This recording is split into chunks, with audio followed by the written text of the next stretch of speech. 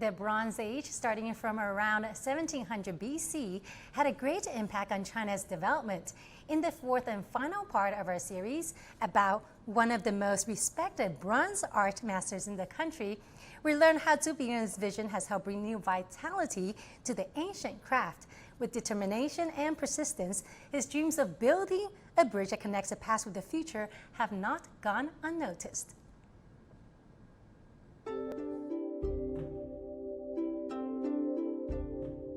The West Lake and the Grand Canal, two of Hangzhou's most famous scenic spots. Starting in Beijing in the north and ending in Hangzhou in the south, the Grand Canal is the oldest and longest man-made canal in the world, with a history of over 2,500 years. Zhu had a vision of building two bronze bridges for the two iconic spots. His plan never got implemented due to various reasons. However, what Zhu didn't expect is that he was later able to build two bridges bearing more cultural significance. 做这个铜桥的话，它这个一方面是留下一个文化的遗产啊，文化的瑰宝；另一方面，它能够凸显这个运河的这种对于这个老百姓心目当中的地位和影响力是这样的。我是没成功，还蛮遗憾的。 Every year, Zhu would always find time to visit the Grand Canal, keeping a close eye on the changes happening along the canal. His footsteps could be found along the Yangzhou, Hangzhou, and Beijing legs of the canal. For him, the canal bears his emotions and triggers his responsibility to do something to revive its ancient glory. In mid-December 2005, Zhu met with cultural relic expert Luo Zhewen, an expert on ancient architecture Zheng Xiaoxie in Hangzhou. Zhu mentioned with regret that his plan to build a bronze bridge on the canal had got cancelled.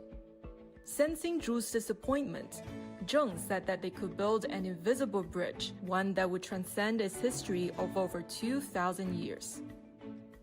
我们在讨论过程中，老先生说。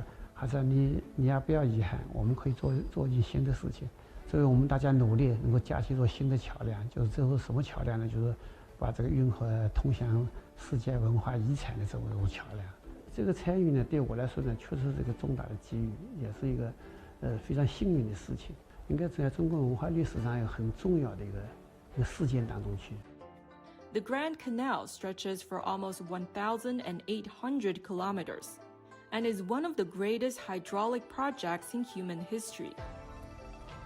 Constructed in sections starting from the 5th century BC, it was conceived as a unified means of communication for the empire in ancient China's Sui dynasty, from 581 to 618. With an average age of 79 years old, the three veterans agreed unanimously that the protection and inheritance of the Grand Canal was imminent. Together, they drafted an open letter expressing the urgency and importance of protecting the cultural heritage of the Grand Canal, which served as the prologue for the canal's application for UNESCO's World Heritage List. 它这个活的文化遗产流经了那么多省市，所以它这个生意就是无法形成一个统一的合力。那么我们希望通过这封信呢，就是大家能够保护和这个加快大运河的这个生意步伐。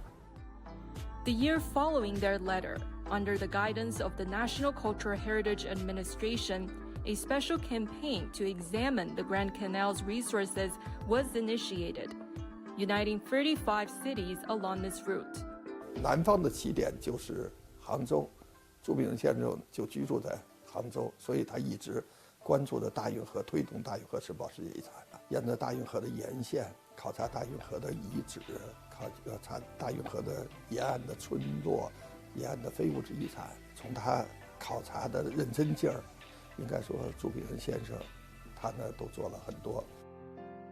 Hoping to have his own share in the application process, Zhu turned to his forte and poured his passion and knowledge of the Grand Canal into a large-scale bronze mural. He also raised a brand new concept of zero protection for the Grand Canal. 零保护呢，它其实不是说不保护，这些概念呢它是一种想法、一种思想。我们在运河文化保护的过程当中，发展这个运河旁边沿运河的经济，沿运河的这个有些旅游都要发展，但是我们要把这个历史遗留下来这些文化，就是不要在我们手上消失掉，就是这个文脉还要传承下去。Zhu finally saw his efforts come to fruition when the Grand Canal was officially inscribed onto UNESCO's World Heritage List in 2014. He didn't see the physical bridge he'd intended to build on the Grand Canal, but he has built another one, bonding the ancient cultural legacy with all Chinese. And the bridge he first conceived for Hangzhou's West Lake is now placed in a more suitable place.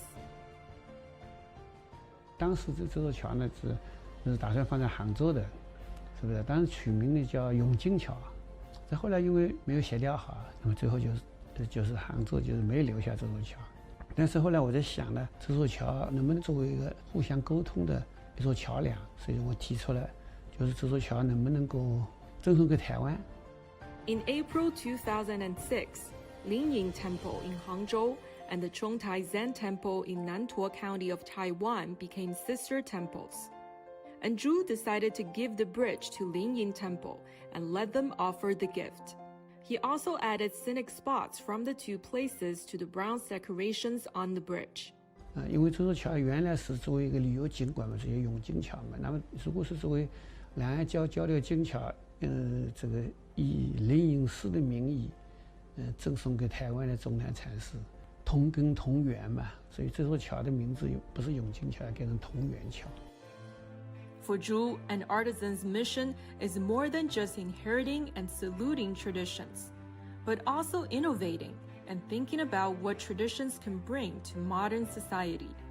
And he's bringing that into practice, helping endangered traditional handicrafts find a new lease of life.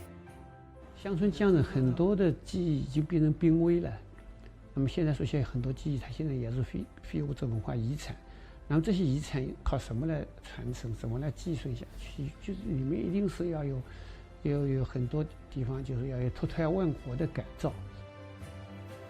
Throughout his prolific career, Zhu has built a lot of bronze bridges, leaving cultural symbols for the world to wonder. But he's also building invisible bridges with his determination to preserve and promote traditional cultural legacies. And his spirit will continue to inspire generations to come. Shen Li, CGTN.